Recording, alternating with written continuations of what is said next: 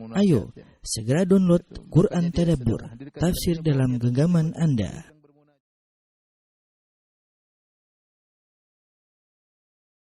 Bismillahirrahmanirrahim. Assalamualaikum warahmatullahi wabarakatuh. Alhamdulillahi ala ihsani wa syukru lahu ala taufiqihi wa amtinani. Asyhadu an la ilaha illallah wahdahu la syarika lahu ta'ziman li sya'nih. Wa asyhadu anna Muhammadan abduhu wa rasuluhu da'ila ridwani. Allahumma salli alaihi wa ala alihi wa ashabihi wa ikhwani. Ikhwan dan akhwat, para dokter yang dirahmati Allah Subhanahu wa taala. Kita lanjutkan bahasan kita tentang tata cara salat Nabi SAW. Pada pertemuan lalu telah kita jelaskan sampai posisi berdiri. Selanjutnya setelah seorang bertakbir, kemudian dalam kondisi berdiri, meletakkan tangannya, ya. Kemudian dia membaca doa istiftah, ya, doa istiftah. Ya, sebagaimana dalam hadis Abu Hurairah berkata, "Kana Rasulullah SAW idza kabbara fi sholati sakata hunayatan." Adalah Rasulullah SAW kalau bertakbir dalam salat, Rasulullah SAW diam sebentar. Ya, qabla an yaqra, sebelum baca surat Al-Fatihah. Faqultu ya Rasulullah, ya, ara'aita sukutaka baina takbir wal qira'ah, ma taqul? Ya Rasulullah, apa yang aku melihat engkau diam antara takbiratul ihram dan baca Al-Fatihah. Apa yang kau ucapkan? Maka Nabi SAW menjawab, yaitu Rasulullah SAW menyebutkan doa istiftah, ya. Dan ini dalil bahwasanya membaca doa istiftah sebelum membaca Al-Fatihah dianjurkan. Adapun doa istiftah maka banyak datang dalam hadis-hadis, ada variasi dalam doa istiftah. Dan saya sebutkan dalam buku bekal salat ada 12 model bacaan doa istiftah. Ya, maka seorang boleh memilih salah satu di antara doa-doa tersebut. Tidak dianjurkan untuk membaca 2 atau 3 doa istiftah dalam satu salat. Tapi dianjurkan setiap salat membaca salah satu di antara 12 doa istiftah tersebut. Yang dianjurkan adalah memvariasikan. Salat ini kita baca doa istiftah ini, salat yang lain kita baca doa istiftah yang lain, itu lebih baik. Dan tidak digabungkan. Dan di antara faedah kita memvariasikan membaca doa istiftah. Salat ini baca istiftah ini, salat yang baca istiftah lain. Ini membuat kita lebih khusyuk, lebih konsen untuk salat. Karena kalau kita selalu membaca doa istiftah satu model saja, bisa jadi kita langsung secara otomatis seakan-akan kita langsung baca meskipun pikiran melayang kemana-mana. Tapi kalau kita ganti doa istiftah kadang-kadang begini, maka kita akan mudah untuk khusyuk, ya. Di antara doa istiftah yang terkenal adalah yang sering dibaca, Allahumma ba'id baini wa baini khotoya kama ba'adta bainal masyriq wal maghrib, dan seterusnya, ya. Kemudian juga doa istiftah yang sering dibaca juga di kalangan masyarakat Indonesia, wajjahtu wajhal ladzi fatara samawati wal ardi hanifa wa ma ana minal musyrikin inna sholati wa nusuki wa mahyayi rabbil alamin la syarika lahu wa bidzalika umirtu wa ana minal muslimin. Biasanya ada kelanjutannya, Allahumma antal maliku la ilaha illa anta rabbi wa ana abduk zalamtu nafsi wa ataraftu bi dhanbi faghfir li dhunubi jami'an innahu la yaghfiru dhunuba illa ant wahdini li ahsanil akhlaqi la yahdi lisana illa ant wasrif anni sayyi'aha la yasrif anni sayyi'aha illa ant labbaik wa sa'daik wal khairu kulluhu fi yadaik wasyarru laysa ilaik ana bika wa ilaik tabarakta wa ta'alait faghfir astaghfiruka wa atubu ilaik. Ini contoh doa istiftah yang cukup panjang, ya. Dan ada 12 model, ya. Di antaranya yang cukup pendek yaitu subhanakallahumma wa bihamdika tabarakasmuk wa ta'ala jadduk wa la ilaha ghairuk. Ini juga istiftah, ya. Atau yang lebih pendek lagi, alhamdulillah hamdan katsiran thayyiban mubarakan fi. Alhamdulillah hamdan katsiran thayyiban mubarakan fi, ya. Dan ada 12, bisa dilihat dalam buku bekal salat, ya. Dan seorang berusaha menghafal sebagiannya, 2 atau 3 atau 4, sehingga dia bisa memvariasikan ketika sholat, sekali dia baca ini, sekali baca istiftah ini, ya, dan ini benar-benar membantu dia untuk bisa lebih khusyuk, dan ini sesuai dengan sunnah, karena Nabi tidak konstan baca satu bacaan saja. Diriwayatkan dari Nabi sampai 12 bacaan diriwayatkan dari Nabi SAW, menunjukkan Nabi sering memvariasikan bacaan doa-doa istiftah tersebut.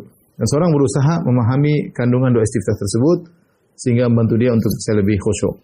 Tapi setelah membaca doa istiftah, maka dianjurkan baca ta'awudz, a'udzubillah minasyaitonir rajim. doa ta'awudz yang paling mudah ya. Ya, karena kita ingin baca Al-Qur'an, maka dianjurkan kita berta'awudz. Allah berfirman, "Fa idza qara'tal Qur'an fasta'idz billah minasyaitonir rajim." Jika engkau baca Al-Qur'an, ya, maka mintalah perlindungan kepada Allah Subhanahu wa taala dari syaitonir rajim, ya.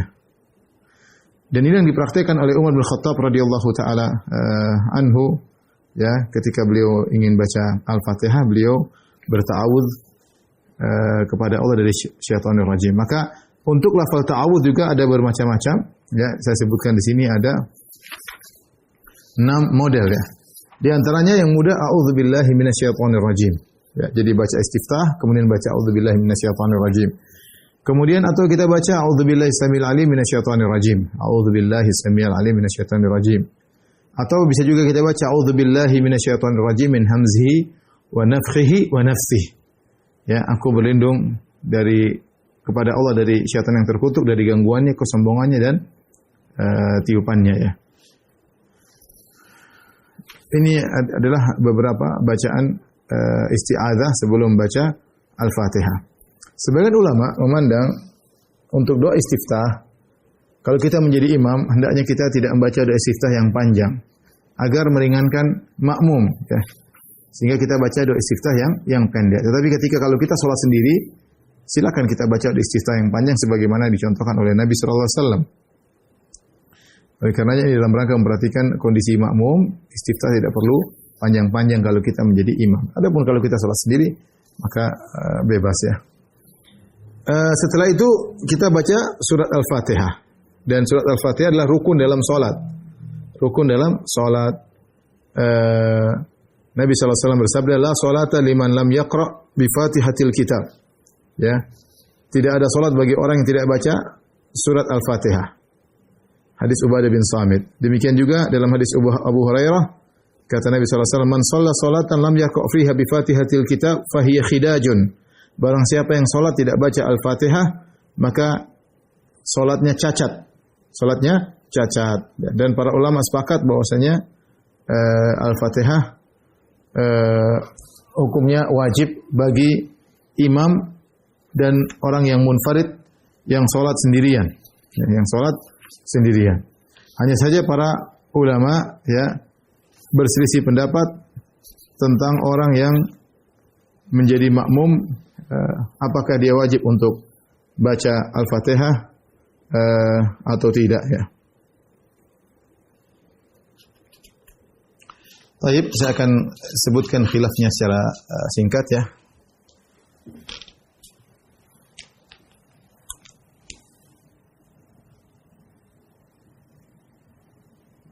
Hukum membaca surat Al-Fatihah.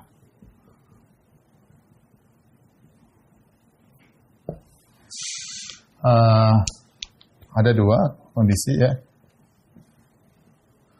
Untuk imam dan munfarid. Munfarid itu yang sholat sendiri, sholat sendirian.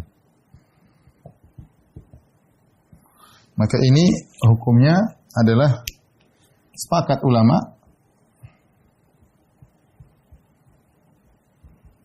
wajib, ya, bahkan rukun, ya, rukun sholat. Kalau tidak dibaca maka sholat tidak sah. Nah, bagaimana dengan makmum? Ya. Hukum Al-Fatihah bagi makmum.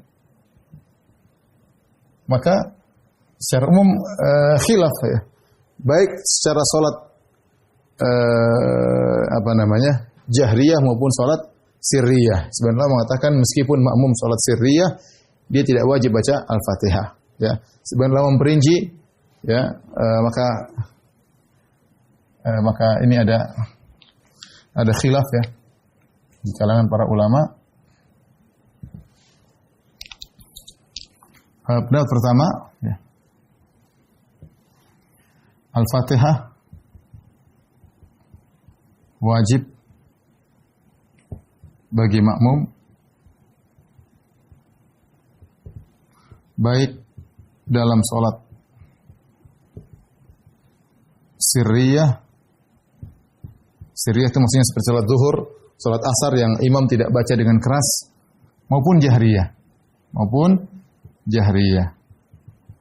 Di antaranya pendapat Imam Syafi'i rahimahullahu taala ya. Pendapat yang kedua ya.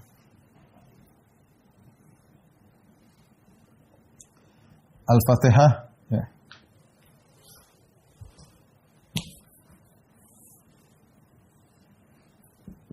Al-Fatihah tidak wajib bagi makmum baik salat sirriyah maupun jahriyah, tidak wajib. Karena imam, logikanya sederhana, imam adalah perwakilan ya. Jika imam sudah baca, sudah. Imam yang menghadap menjadi perwakilan, maka dia yang baca, dia yang sampaikan bacaannya, maka makmum sudah gugur, tidak wajib. Dapat yang ketiga terperinci ya. Al-Fatihah wajib dibaca bagi makmum dalam salat sirriyah.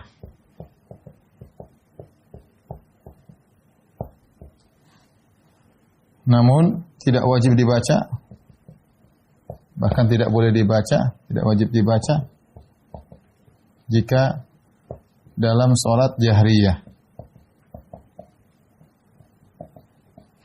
Dalam salat jahriyah. Maka ini ada khilaf yang kuat di kalangan para ulama ya. Para ulama yang mengatakan wajib ya. Dan ini pendapat dipilih oleh Syekh Utsaimin, wajib makmum harus juga baca baik salat sirriyah maupun salat jahriyah. Mereka berdalil dengan keumuman hadis ya. Dalilnya keumuman hadis. Keumuman hadis. Ya. La salata liman lam yaqra bi Fatihatil Kitab. La salata liman lam yaqra bi Fatihatil Kitab. Tidak ada salat bagi yang tidak baca Al-Fatihah.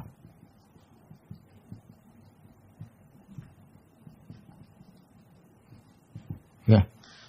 Kata mereka, tidak ada salat bagi yang tidak baca, bagi yang, dan ini umum, liman bagi yang tidak baca, yang di sini mencakup umum, mencakup imam dan makmum, mencakup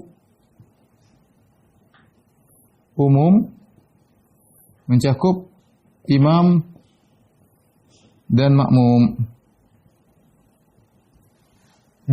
Ini pendapat ya.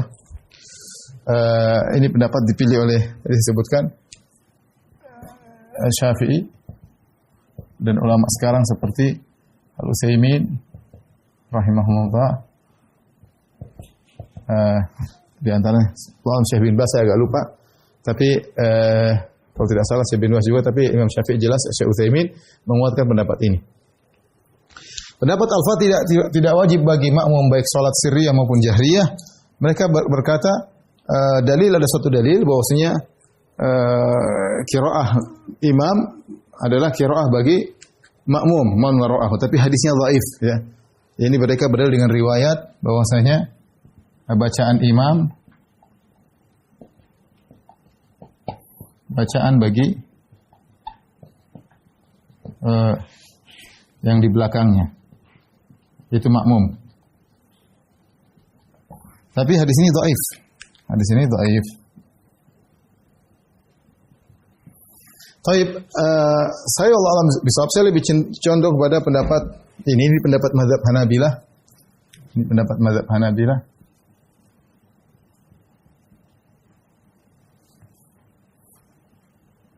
Mazhab Hambali. Yang dipilih oleh Ibn Taimiyah. Dan kalau ulama sekarang Al-Albani rahimahumullah, bahwasanya Al-Fatihah wajib dibaca bagi makmum dalam salat sirriyah, tidak wajib dalam salat jahriyah. Kenapa? Menurut mereka dalilnya apa?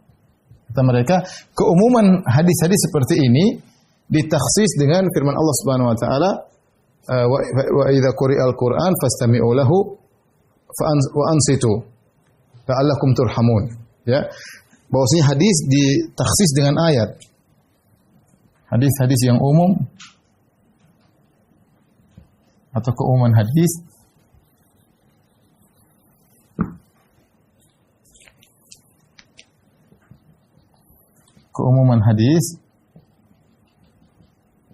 dikhususkan dengan ayat. Jika dibacakan Al-Quran, maka dengarkanlah. Yaitu Allah berfirman, idza quri'al Qur'an fastami'u lahu wa ansitu. Jika dibacakan Al-Quran, maka dengarlah. Dan simaklah ya. Semoga kalian beruntung. Dan ini pendapat menurut saya lebih kuat ya, terutama Imam Ahmad mengatakan bahwasanya ayat ini turun dalam kondisi salat. Ayat ini turun dalam kondisi salat dan pendapat ini lebih logis ya. Kenapa lebih logis? Kalau imam sedang baca, kita juga baca. Terus buat apa dia baca, buat siapa? Contoh misalnya imam baca di depan, Alhamdulillahirabbil alamin arrahmanir rahim. Kita juga baca di belakang, Alhamdulillahirabbil alamin arrahmanir. Kalau gitu dia baca buat siapa? Kita baca juga sendiri. Dia baca untuk kita dengar. Kalau kita tidak dengar ya buat apa dia baca? Ya. Buat apa dia baca? Ya. Dan mereka mengatakan kalau pendapat yang ini sebaliknya, ini ayat umum dikhususkan dengan hadis ini kecuali Al-Fatihah. Tapi saya sering mempraktekkan pendapat pertama ya. Jadi kalau imam baca saya juga baca, atau setelah imam bilang waladhdallin amin, kemudian imam mulai baca surat yang lain, saya mulai baca Al-Fatihah. Tapi saya rasa bagi saya sulit ya, karena saya tidak bisa konsen baca Al-Fatihah sementara saya mendengar lantunan imam sedang dibaca. Terus dia baca, saya nggak dengar fungsinya buat apa. Sehingga saya timbang-timbang lagi. Dahulu saya lebih menguatkan pendapat ini, tapi lebih hati-hati. Tapi akhirnya saya lebih condong pada pendapat mazhab Hambali dan juga dipilih oleh Ibnu Taimiyah dan Al-Albani rahimahullah taala. Tapi saya katakan khilafnya kuat ya, Di antara hal yang mungkin kita mengkompromikan dua pendapat ini, sebagaimana dijelaskan oleh sebagian ulama, kalau imamnya mazhab Hambali mengatakan, sebagian ulama Hambali mengatakan, jika imam diam, kebetulan misalnya dia dari istiftah lama baru baca Al-Fatihah, atau dari Al-Fatihah diam lama untuk baca surat, maka boleh kita baca Al-Fatihah di tengah diamnya imam. Karena yang kita diperintahkan kalau dia sedang baca, baru kita dengar. Ketika dia tidak sedang baca, kita boleh baca Al-Fatihah. Tapi banyak imam yang tidak demikian, seperti di Masjid Nabawi, Syekh Ali Al-Hudhaifi, hafizahullah ta'ala, kebiasaan beliau, habis baca Al-Fatihah, waladhdallin amin, beliau diam agak lama, baru kemudian beliau baca surat. Ya, kalau ini tidak dikatakan sunnah diam seperti ini, tetapi ketika ada imam diam, maka kita boleh baca Al-Fatihah. Tapi imam yang lain tidak demikian. Imam yang lain begitu Allahu Akbar, kemudian istiftahnya cuma sebentar, langsung baca Al-Fatihah, kemudian waladhdallin amin, begitu amin langsung dia baca surat. Tidak ada kesempatan kita untuk baca Al-Fatihah. Kapan kita mau baca? Kalau kita baca Al-Fatihah bersama imam, seakan-akan kita tidak perhatian imam. Kalau kita baca Al-Fatihah ketika imam sedang baca surat, sama. Kalau itu dia baca buat siapa? Kita sendiri sibuk baca sendiri. Jadi dia baca buat apa? Jadi fungsi dia jadi imam. Oleh karenanya, wallahu a'lam bishawab, saya lebih condong pada pendapat ini ya. Pendapat yang kedua ini saya lebih condong. Ya. Ini masalah khilafiyah, kita berlapang dada aja. Masing-masing punya pendalilan ya. Tapi saya lebih condong pada pendapat kedua, di antara fungsi imam dia baca untuk kita dengarkan. Baik. Permasalahan berkaitan dengan Al-Fatihah, bagaimana jika jadi Al-Fatihah gugur ya.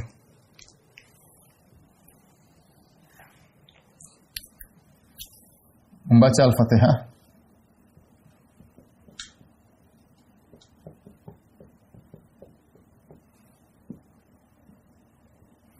gugur bagi pendapat pertama ya. Atau yang diterusinlah sebentar, mohon maaf. Perhatikan pendapat pertama di sini, wajib baca Al-Fatihah ya, meskipun salat jahriyah, makmum tetap wajib ya. Ini tetap wajib. Tetapi Mereka mengatakan Al-Fatihah gugur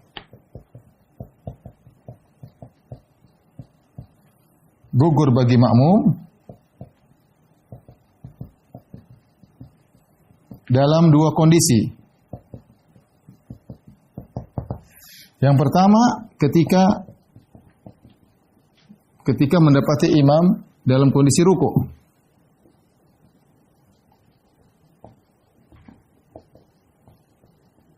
Sudah ruku.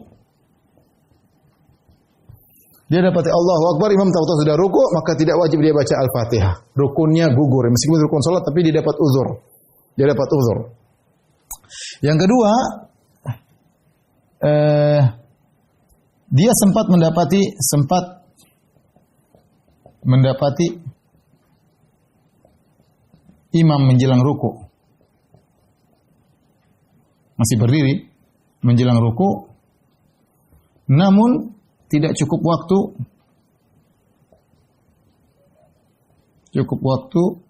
untuk baca Al-Fatihah. Ini pendapat yang disebut dalam buku fikih Syafi'iyah ya. Syafi'iyah mengatakan Al-Fatihah wajib ya, baik meskipun dalam salat jahriyah. Tetapi ketika dalam dua kondisi ini, ketika seorang masuk salat atau imam sudah ruku Allahu Akbar, maka dia langsung ruku aja, enggak usah baca Al-Fatihah. Ya, dia tinggal Allahu Akbar langsung ruku. Atau kondisi kedua, dia ada Allahu Akbar. Ketika dia makmum terlambat, imam juga belum ruku. Tapi imam di akhir ayat ya. Lam yalid wa lam yulad wa lam yakul lahu kufuwan ahad. Allahu Akbar. Dia baru baca Bismillahirrahmanirrahim. Alhamdulillah, imam sudah ruku. Ketika itu dia tidak perlu melanjutkan. Dia langsung ruku bersama imam ya. Dia langsung ruku bersama imam. Ya. Adapun bagi pendapat kedua lebih mudah lagi ya, karena imam baca sudah tidak perlu kita baca. Ini saya katakan bahkan pendapat yang mengatakan wajib baca Al-Fatihah dalam salat jahriyah dalam dua kondisi ini kewajiban Al-Fatihah bagi makmum gugur. Cuma saya ingin sampaikan di sini, hati-hati di antara kesalahan yang tersebar. Perhatikan. Peringatan. Di antara kesalahan yang tersebar, seorang sengaja menunda takbiratul ihram, sengaja menunda masuk dalam jamaah sampai imam mau ruku.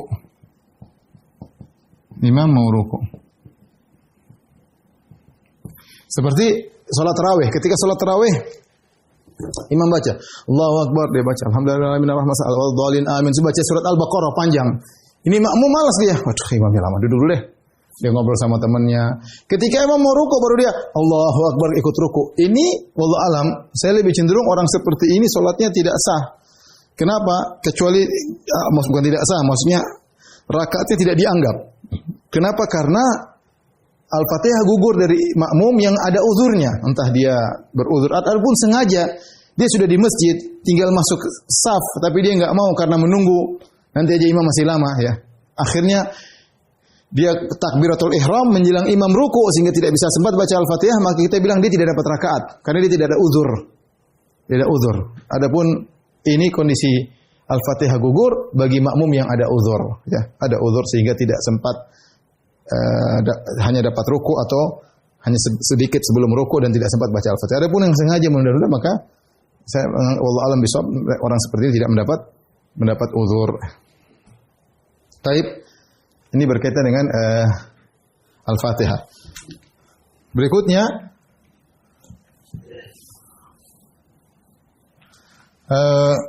dari sini kita tahu ya wajib belajar membaca Al-Fatihah dengan baik. Al-Fatihah dengan baik ya. Atau hukum-hukum berkaitan dengan Al-Fatihah ya. Hukum-hukum berkaitan dengan Al-Fatihah. Membaca Al-Fatihah.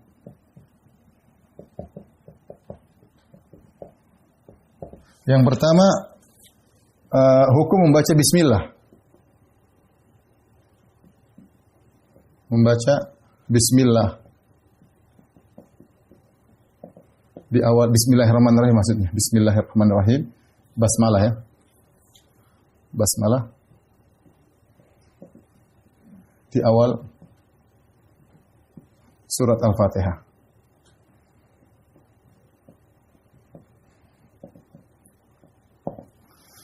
Taib. Di sini ada khilaf di kalangan para ulama, khilaf. Secara umum ada dua pendapat. Pertama, Bismillahirrahmanirrahim.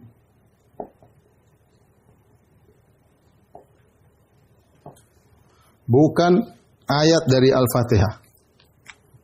Bukan termasuk ayat. Bukan termasuk ayat dari Al-Fatihah. Al-Fatihah. Ini pendapat pertama.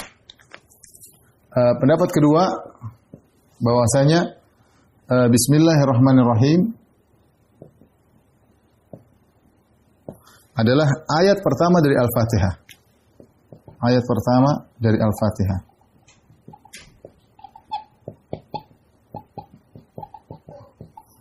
Ini adalah mazhab Imam Malik. Ini mazhab Imam Malik.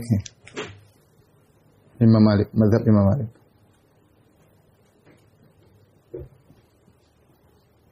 Allah alam, saya mazhab yang lain saya kurang saya kurang ingat, tapi jelas Imam Malik pendapatnya demikian. Dari sisi dalil ini lebih kuat ya. Berdasarkan dari sisi dalil beberapa. Pertama bahwasanya Rasulullah SAW dalam Sahih Muslim dari hadis Abu Hurairah, hadis qudsi Allah mengatakan qasamtus salat nisfain ya. Baini wa baina abdi walil abdi masa'al wali abdi masa'al. Kata Allah Subhanahu wa taala, aku bagi salat maksudnya Al-Fatihah menjadi dua. Setengah buatku, setengah buat hambaku, dan bagi hambaku apa yang dia minta. Kemudian Allah berkata, wa idza qala abdi alhamdulillahirabbil alamin. Perhatikan di awal hadis dalam Sahih Muslim, hadis sahih, hadis Abu Hurairah. Kata Allah dalam hadis qudsi, aku membagi Al-Fatihah menjadi dua bagian, setengah buatku, setengah bagi hambaku, dan bagi hambaku apa yang dia minta. Kemudian Allah berkata, jika hambaku berkata alhamdulillahirabbil alamin, qala hamidani abdi. Jika hambaku berkata alhamdulillahirabbil alamin, maka hambaku telah memujiku.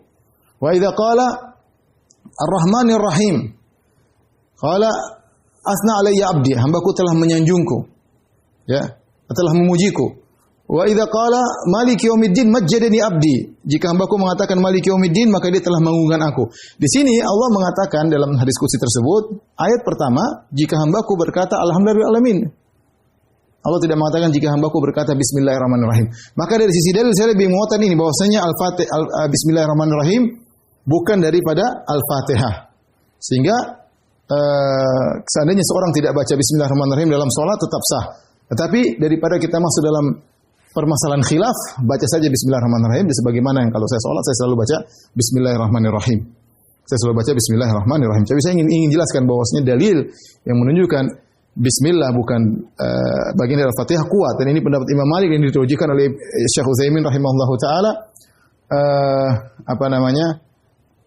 Oleh karenanya mereka berpendapat bismillah adalah dibaca di awal seluruh surat. Di awal seluruh surat kecuali surat Taubah, karena surat Taubah dianggap bergabung dengan surat Al-Anfal. Sehingga cukup dibaca di awal surat Al-Anfal. Dan bismillah di awal-awal surat, di awal surat Al-A'raf, di awal surat An-Nisa, di awal surat Ali Imran, sama dengan bismillah di awal surat Al-Fatihah. Sehingga bismillahirrahmanirrahim bukan termasuk ayat dari 7 ayat dalam surat Al-Fatihah. Tapi ini saya katakan masalah khilafiyah. Lebih hati-hati kita baca bismillahirrahmanirrahim ketika baca Al-Fatihah. Dari sini kita tahu perkaranya lebih ringan tentang masalah kedua adalah hukum menjaharkan bismillahirrahmanirrahim bagi imam. Ya. Kalau kita tahu bismillahnya saja masalah khilaf, maka perkara ini perkara lebih ringan lagi. Ya. Makanya yang dirajikan oleh mazhab Hambali bahwasanya tidak disunahkan menjaharkan basmalah. Ya, sebagaimana dalam hadis-hadis, sebagian sahabat mengatakan kami sholat kami sholat di belakang Nabi, di belakang Abu Bakar, di belakang Umar, di belakang Utsman, dan kami tidak mendengar mereka menjaharkan bismillah, hanya langsung baca alhamdulillah rabbil alamin. Tapi ini masalah khilafiyah, mazhab Syafi'i mengatakan disunahkan menjahar. Tapi maksud saya ini bukan permasalahan yang harus diributkan. Sedangkan bismillah saja khilaf termasuk surat atau tidak, apalagi cabangnya. Ini kan bahasan cabang dari permasalahan pertama. Bagi yang berpendapat bismillahirrahmanirrahim bukan dari Al-Fatihah, ini enggak dibaca enggak ada masalah. Seperti mazhab Imam Malik, tidak dibaca tidak jadi masalah. Ya. Bagi yang mengatakan bismillah termasuk dari Al-Fatihah, mereka pun khilaf apakah dijaharkan atau disirkan. Ya, perkaranya ringan ya. Karena saya menghadapi beberapa masalah orang ribut masalah ini ya. Kenapa? Karena kejahilan. Karena kejahilan ya. Ya, padahal kita baca, saya pernah imam suatu masjid saya baca bismillahirrahmanirrahim ya. Kedengaran saya baca bismillahirrahmanirrahim, tapi saya tidak lakukan. Kemudian saya baca Al-Fatihah seperti biasa. Setelah sholat ada yang bikin ribut, sholat tidak salah, apalah. Subhanallah. Tapi ya begitulah, orang jahil mau diapain ya. Masalah sederhana. Jadi menjaharkan bagi imam tentunya ini masalah khilaf. Pendapat yang pertama ya, tidak baca juga tidak apa-apa. Juga tidak mengapa. Dan ini pendapat Malikiyah tentunya ya. Malikiyah. Pendapat kedua, sunnah tidak dijaharkan. Ini diantaranya mazhab Hambali. Ya. Pendapat ketiga, sunnah dijaharkan. Ini mazhab di tanah air kita mazhab Syafi'i. Sebagian ulama mengatakan, ini perkaranya ringan, ini khilaf ringan ya. Sebagian mengatakan sunnahnya tidak dijaharkan, sesekali dijaharkan. Boleh untuk mengkompromikan dalil-dalil yang ada, tapi ini sekedar sebagai pembahasan agar kita ketahui ya. Tapi yang ketiga, jika salah baca Al-Fatihah,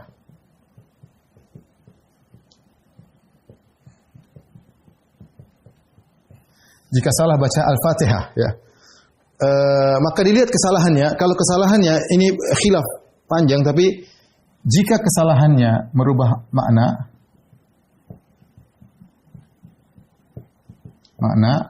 maka batal. Jika tidak merubah makna,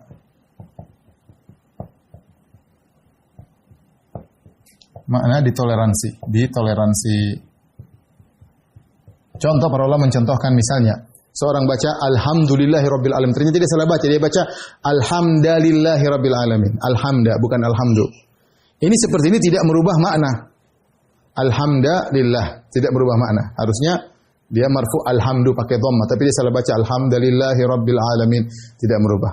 Contoh yang merubah makna misalnya an'amta alaihim siratal ladzina an'amta alaihim, dia salah baca siratal ladzina an'amtu alaihim. Kalau an'amta artinya yang kau beri anugerah kepada mereka ya Allah, kalau an'amtu yang aku beri anugerah, ini merubah total dari engkau menjadi aku. Ini membatalkan salat ya, membatalkan salat. Yang tidak membatalkan salat juga misalnya seorang salah baca sirat, dia baca siratal ladzina, bukan sirat tapi sarat. Tidak merubah makna karena orang tahu sarat ya salah baca dari sirat. Ya. Jadi kalau merubah makna batal salat, jika tidak berubah makna tidak membatalkan salat. Kecuali perubahan huruf sad dan dhad. Dan ini banyak saudara-saudara kita dari Pakistan, mereka baca dhad dengan dhad. Misalnya waladhdallin, mereka bacanya waladhdallin. Kalau orang dengar seperti baca huruf dhad. Ya, ini ditoleransi pendapat Ibnu Taimiyah rahimahullah dan yang lain. Kenapa? Karena makhraj huruf dhad dan shad berdekatan sehingga ketika seorang shadnya seperti dhad dimaafkan. Ini masalah yang ketiga. Masalah yang keempat yang kita tutup tentang masalah Al-Fatihah, jika tidak bisa baca Al-Fatihah. Ini sangat memungkinkan misalnya baru masuk Islam dan yang lainnya, maka cukup berzikir ya, cukup berzikir dengan baca subhanallah, alhamdulillah, wa la ilaha illallah akbar, sudah cukup. Ya, kalau tidak bisa yang dia bisa. Salat tetap salat, yang dia bisa dia baca ya. Kalau dia bisa baca subhanallah, alhamdulillah, wa la ilaha akbar, maka dia baca itu ya. Ya, dia baca itu. Kalau dia bisa baca ayat yang lain selain Al-Fatihah, silakan. Ini bagi yang tidak mampu maka berzikir atau baca ayat-ayat lain dari Al-Qur'an selain Al-Fatihah. Baik. Ini dulu Ya. Tapi pembahasan berikutnya setelah baca Al-Fatihah kita baca surat pendek ya, surat pendek ya. Baca surat pendek ya, atau sebagian ayat tidak mengapa ya, itu hukumnya sunnah, tidak wajib. Jika seorang tidak baca surat pendek atau tidak baca surat yang lain selain Al-Fatihah, tidak baca ayat-ayat, tidak jadi masalah. Yang rukun hanyalah surat Al-Fatihah. Setelah itu ruku ya. Ruku secara bahasa inhina itu nunduk ya, ruku ya.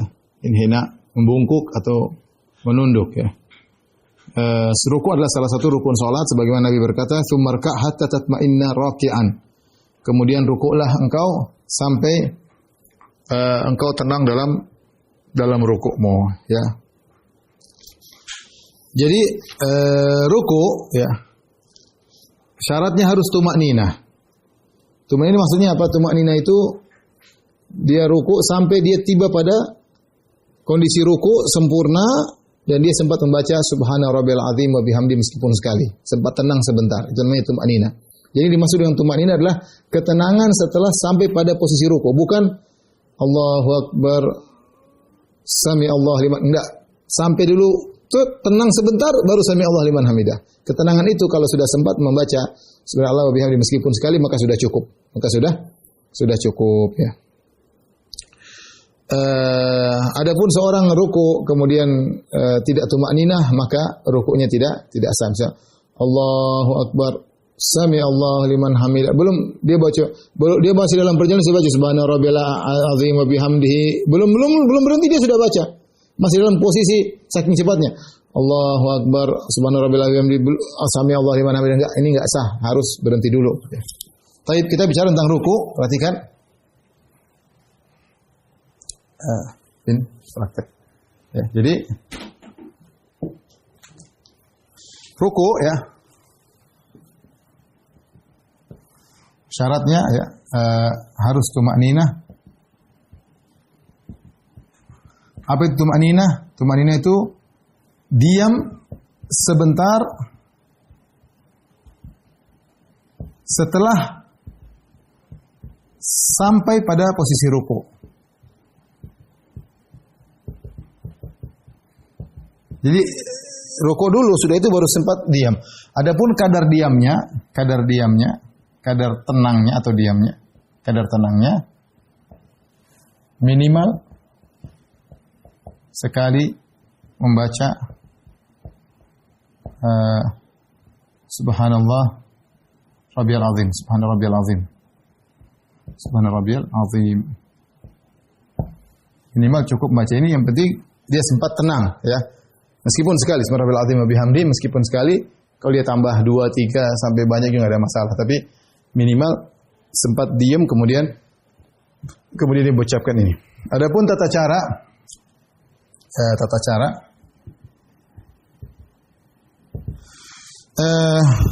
intinya ya enggak ada peraga di sini ya. Intinya ruku begini ya. Jadi ini aja sini. Enggak ada peraganya. Pak dokter mungkin mau jadi peraga. Tapi intinya begini ya. Jadi kalau kita mau ruku ya. Jadi setelah baca Allahu Akbar, sebelum ruku kita takbir angkat kedua tangan ya. Ya, sebelum saya ingatkan, mengangkat tangan disunahkan dalam sholat 4 tempat ya. Pertama takbiratul ihram, Allahu Akbar, ini tempat pertama. Kemudian tempat kedua ketika mau ruku, Allahu Akbar ya. Ini tempat kedua, kita angkat kedua tangan. Tempat ketiga ketika kita bangkit dari ruku, Sami Allahu liman hamidah, angkat tangan juga.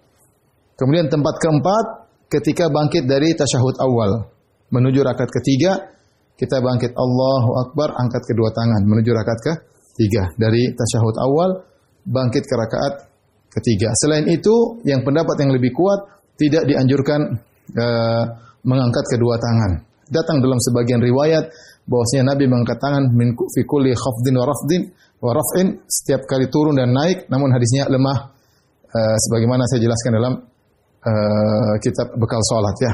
Jadi ini empat tempat kita disunahkan untuk mengangkat kedua tangan.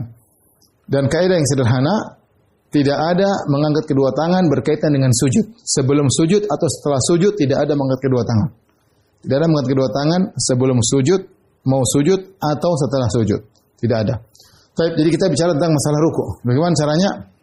Kita lagi salat, maka kita Allahu Akbar ya. Kita angkat, baru kemudian kita ruku begini. Perhatikan sini ya. Tangan dibuka seperti lutut, keduanya diarahkan begini. Tangan begini ya. Ya. Kemudian kedua lengan agak dibuka. Tujuannya lengan dibuka ini apa? Agar punggung rata. Agar punggung rata. Perhatikan di sini ketika kita sedang ruku, ya. Pandangan mata bebas, yang penting kita bisa meratakan pundak kita. Sampai disebutkan bahwasanya Nabi sallallahu alaihi wasallam ketika ruku seandainya ditumpahkan taruh air di atas tidak akan tumpah. Saking ratanya pundak Nabi sallallahu alaihi wasallam. Sampai saking ratanya pundak Nabi sallallahu alaihi wasallam, ya. Adapun pandangan mata ketika ruku, ya, jangan kita paksakan melihat tempat sujud, karena tidak dalilnya dhaif ya, dalilnya dhaif. Kalaupun sebagian ulama ketika membahas tentang disunahkan memandang tempat sujud itu ketika berdiri, ini ada khilaf ya. Saya lupa saya sudah sampaikan atau tidak, tapi masalah khilafiyah yang benar seorang karena hadis yang menyatakan untuk melihat ke tempat sujud hadisnya dhaif, hadis Anas bin Malik radhiyallahu anhu dan juga beberapa hadis yang lain, ada 4 hadis hadisnya dhaif semua. Tetapi intinya kita boleh melihat ke bawah itu lebih afdal sebagaimana pendapat banyak ulama. Kita boleh ke depan juga, lihat ke imam juga diperbolehkan. Dan itu dalam kondisi berdiri. Adapun dalam kondisi sujud, dalam kondisi ruku, tidak ada dianjurkan untuk melihat ke tempat sujud. Karena kenapa? Kalau kita ruku sengaja melihat ke tempat sujud, kepala kita akan naik. Misalnya gini. Ini kan kalau kita ruku, pandangan kita ke bawah. Tapi kalau kita sengaja ingin lihat tempat sujud, ini kepala kita agak naik begini. Dan ini tidak membuat rata, ya. Terus bagaimana pengen lihat aja terserah di bawah. Yang penting kita santai aja. Tidak juga kita begini terlalu ke bawah kepala, tidak juga ngangkat ke atas, ya. Enggak juga. Jadi biasa aja lihat ke bawah ya. Jadi begitu kira-kira cara ruku. Saya ulangi, cara ruku. Kita Allahu Akbar ya. Kemudian jari kita letakkan di lutut, dibuka, ya. Kemudian kita tunduk dengan ini rata, pandangan biasa aja yang wajar, mau lihat sini boleh, lihat sini boleh, ya. Jangan dipaksa lihat ke bawah sini sehingga kepala terlalu tunduk, dan jangan juga lihat terlalu ke atas sehingga ke arah sujud sehingga kepala dinaikkan. Tetapi datar, ya. Dan ingat harus tumakninah. Saya pada Allahu Akbar. Ini tumakninah sini kita baca subhana rabbiyal azim wa bihamdih, sudah cukup sekali. Itu wajibnya. Kalau mau tambah sampai 3 kali lebih daripada itu enggak ada masalah. Tapi jangan seperti tidak tumanina bagaimana? Allahu Akbar, subhana rabbiyal. Kita belum ruku kita sudah baca subhana rabbiyal azim wa bihamdihi sami Allahu liman hamidah. Itu enggak, itu namanya enggak tumanina. Karena tumanina itu harus sampai kondisi ruku dulu baru diam sebentar. Sebagian orang salatnya demikian. Begitu. Allahu Akbar, subhana rabbiyal azim wa bihamdihi sami Allahu liman hamidah. Ini enggak, tidak sah salat seperti ini. Ya, seperti sebagian orang sholat super kilat ya. Tidak sah seperti itu.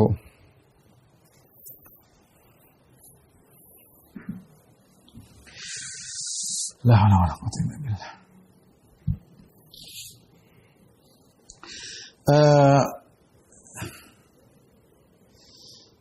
Rasulullah bersabda, "Inna aswa'an nasi sariqatan alladhi yasriqu salatahu." Orang yang paling buruk pencuriannya adalah orang yang mencuri salatnya. Qalu ya Rasulullah wa kaifa yasriquha? Bagaimana cara dia mencuri salatnya? Qala la yutimmu ruku'aha wa la sujudaha. Dia tidak menyempurnakan rukunya dan sujudnya. Cepat. Rukunya enggak lurus, rukunya separuh-separuh, ya. Maka dianggap dia mencuri salatnya. Karena Rasulullah SAW idza raka'a istawa falau subba ala dhahril ma' lastaqarra. Rasulullah kalau rukuk maka dia datar ya begini ya. Seandainya diletakkan air di sini, airnya akan bisa tenang, tidak akan tumpah. Saking ini mubalaghah hiperbola dalam menunjukkan bagaimana ratanya pundak Nabi Shallallahu Alaihi Wasallam. Maka tidak masalah kalau kita mau praktekkan ruku, kita di depan kaca atau ada istri kita yang melihat, mas kurang turun ya, kita turunkan dikit. Mas kurang naik ya, kita naikkan sedikit. Tidak ada masalah. Sehingga kita tahu posisi kita ruku yang benar seperti apa ya. Ya. Rasulullah SAW pernah bahwasanya Hudzaifah pernah bertemu dengan seorang yang tidak menyempurnakan rukuknya dan sujudnya. Tatkala orang itu selesai salat, Hudzaifah berkata, "Mas shalaita, kau belum salat?" Kenapa dia tidak tumakninah?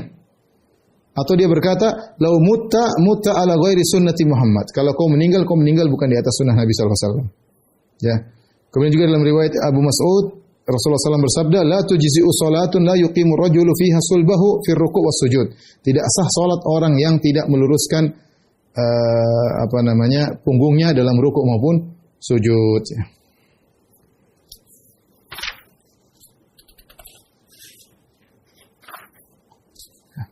Baik. Bacaan ruku' banyak ya. Bacaan ruku' banyak, di antaranya Subhana Rabbiyal Azim. Ya, minimal 1 kali. Atau Subhana Rabbiyal Azim wa bihamdihi 3 kali. Ya. Subuhun kudus Rabbul malaikati war ruh. Ini bisa diulang-ulang, terserah, minimal 1 kali, 2 kali, 3 kali, boleh lebih daripada itu. Atau Subhanakallahumma rabbana wa bihamdika Allahumma ghfirli. Ini juga bacaan yang mudah ya. Dan ada beberapa bacaan yang lain yang saya sebutkan, ada 9 bacaan ya. Nanti bisa dilihat ya. Tapi terakhir kita bahas pada malam ini tentang i'tidal, bangkit dari ruku ya. Dalam hadis Abu Hurairah, Nabi SAW mengatakan, "Tsummarka hatta tatma'inna raki'an." Kemudian rukuklah sampai kau tumakninah. "Tsummarfa hatta ta'tadila qa'iman." Kemudian bangkitlah sampai kau berdiri dengan lurus ya. Baru kemudian sujud. Itu namanya i'tidal. I'tidal merupakan rukun salat. Sama, harus tenang ketika i'tidal. Cuma masalah membaca sami Allah liman hamidah atau dan Rabbana walakal hamdu ya. Bagi imam sama seperti tadi masalah Al-Fatihah, bagi imam dan orang yang salat sendiri dia baca sami Allah liman hamidah Rabbana walakal hamdu. Adapun bagi makmum maka khilaf di kalangan para ulama. Sebagian ulama mengatakan bahwasanya di ulama mazhab Syafi'iyah bahwasanya makmum juga membaca sami Allah liman hamidah. Jadi ada tasmi', ada tahmid. Ya. Kita baca i'tidal. Ya, bacaannya ada 2. Ada tasmi', yaitu sami Allah liman hamidah.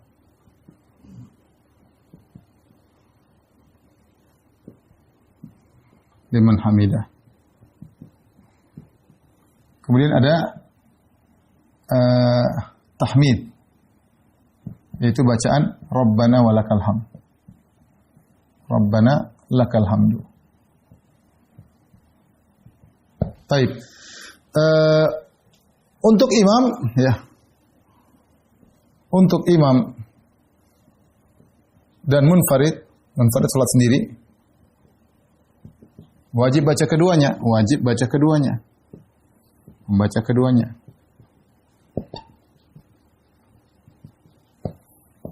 Untuk makmum maka ada khilaf di kalangan para ulama, ada khilaf.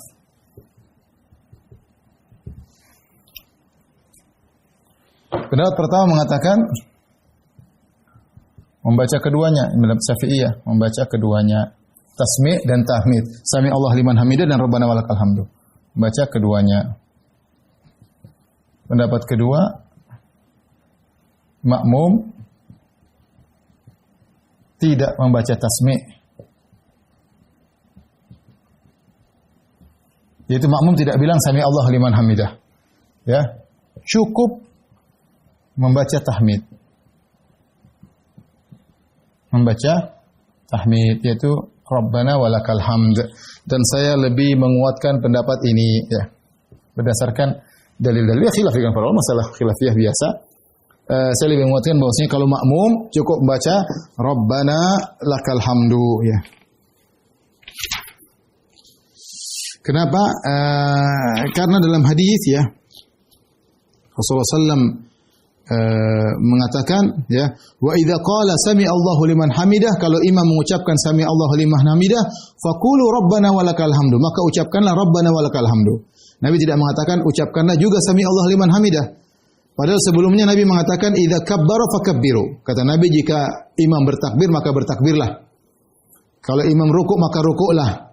Kemudian Nabi berkata, wa idza qala sami Allah liman hamidah, kalau imam mengucapkan sami Allah liman hamidah, Nabi tidak berkata faqulu sami Allah liman hamidah, maka ucapkanlah sami Allah liman hamidah juga, tidak. Nabi mengatakan faqulu Rabbana walakal hamdu, maka ucapkanlah Rabbana walakal hamdu. Maka pendapat yang lebih kuat masalah khilafiyah namun pendapat yang lebih sesuai dengan zahir hadis bahwasanya makmum tidak usah mengucapkan sami Allah liman hamidah.